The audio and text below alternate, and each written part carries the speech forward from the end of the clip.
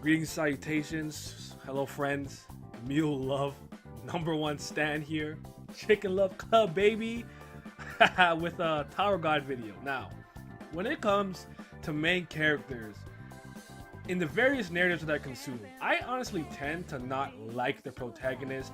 I don't really know why, but I'm usually indifferent about the MC. I'm okay with them, but usually I don't like them. But every once in a while, you got a lead character that I mess with heavily, like the one and only 25th Bam, aka Young Ju Viole Grace.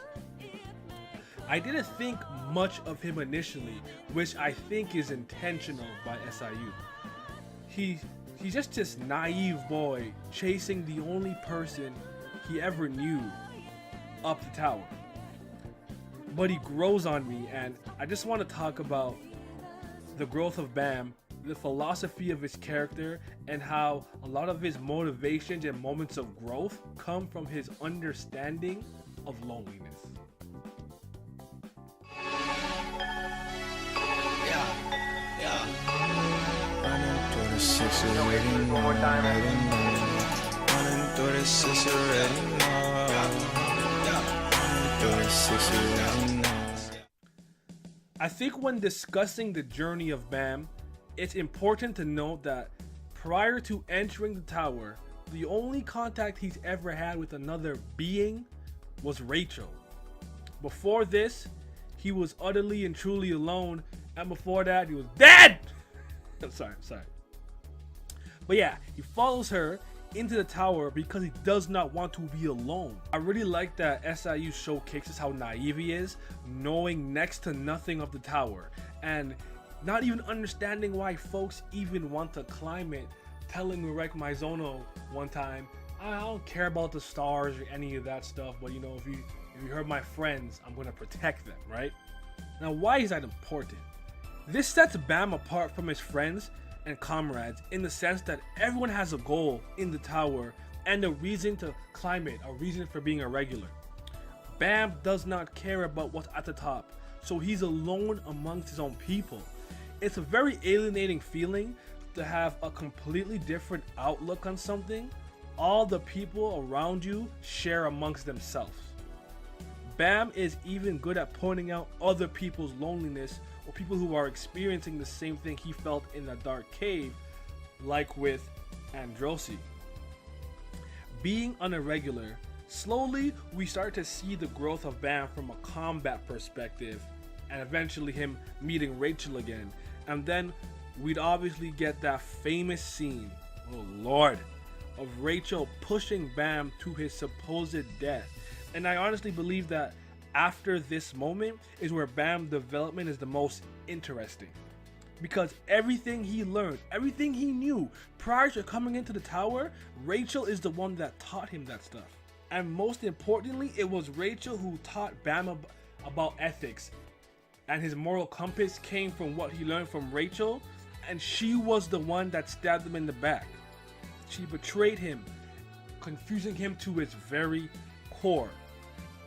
Now, enter Ju Viole Grace, Thug Slayer candidate, the new identity of our titular character. Notice his long hair and how it's similar to how it was in the cave, symbolic of his loneliness in that dark room before meeting Rachel, of course. And this off the bat for me just sets the tone, like this is not the same Bam we once knew. And for anybody who was reading Tower of God and did not immediately know that was Bam, please do better. Do better. He is alone again, but oddly enough, he's trying to stay that way. He's very distant, aloof, he's pretty damn silent and quick to use violence. He's pretty damn cold and calculated. But the interesting thing about all of that is that when it's revealed why he's even doing this, because the whole time he's Viole, there are all these glimpses of Bam being in there somewhere, like, yo, the character we know. He's going to go save Hwoarang. Like, he's staring at the sea, kind of mesmerized by its beauty. Like, even some people who are in the group are like, yo, I know he's supposed to be a Slayer candidate, but like I don't get this like bad feeling from him, even though he kind of got Yura. Like Yura's like, watch him, gotta watch him. He's evil. He's up to something. But yeah. But back on topic to why he's even doing this. So Mulelove asks him why he's climbing the tower, to which he responds, he's looking for someone.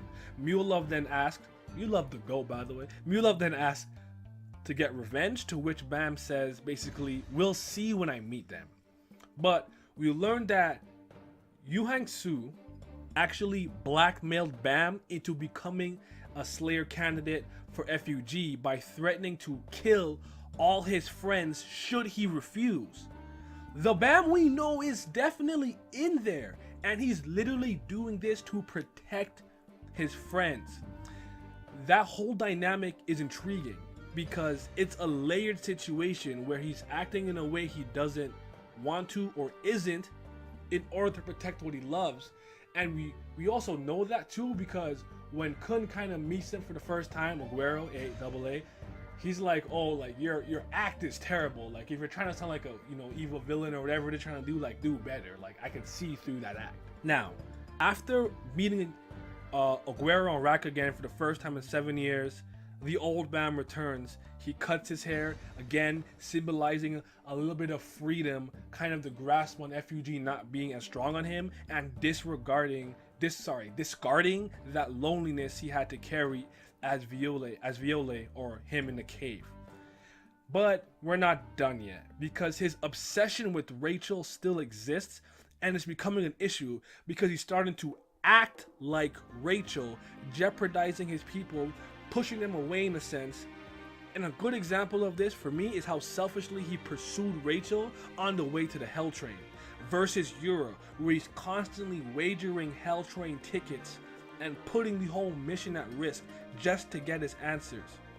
He lost his damn mind when Rachel wouldn't give him an answer why she pushed him, and it's not his best moment, but it's very powerful and it made a lot of sense to me. That build up was coming, and we know Rachel's a bitch, especially since after his fucking temper tantrum, whoever even lectures him and Bam starts to question himself, like, was he any different from Rachel? Was he really willing to do any and all things just for a text back? Now on the Hell floor where Bam tells Rachel that he knows they're enemies is probably a favorite moment of mine, because he's finally realized that she's trash. Now obviously he hasn't truly let her go. He's always going to care about her and want her to be alive and stuff, but the fact that he could even say it is such a huge sign of his growth mentally and psychologically. As the person who saved him from loneliness and literally the one who pushed him back into a 7-year period where he had to experience it again, I was proud of him when he kind of let it go. Like I said, he's always going to care about her, but the fact that he's like, yo, I'm not going to risk any and all things just to chase you, just for you to text me back, you know what? We are enemies. It's fine. And I like that. And I feel like I haven't really talked about the combat growth. That's there.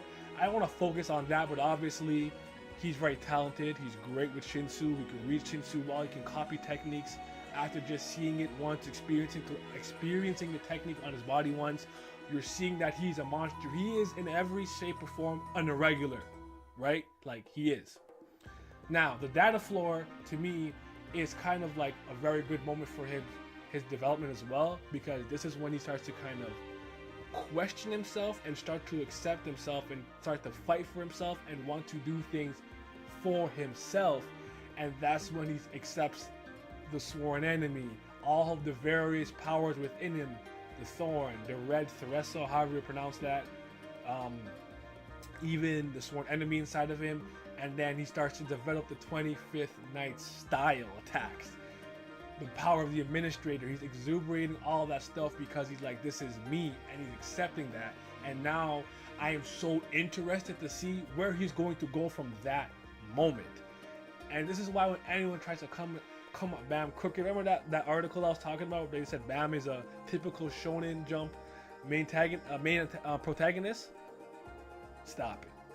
You don't understand the complexities and layers to this man's characters and the room he has to grow even still.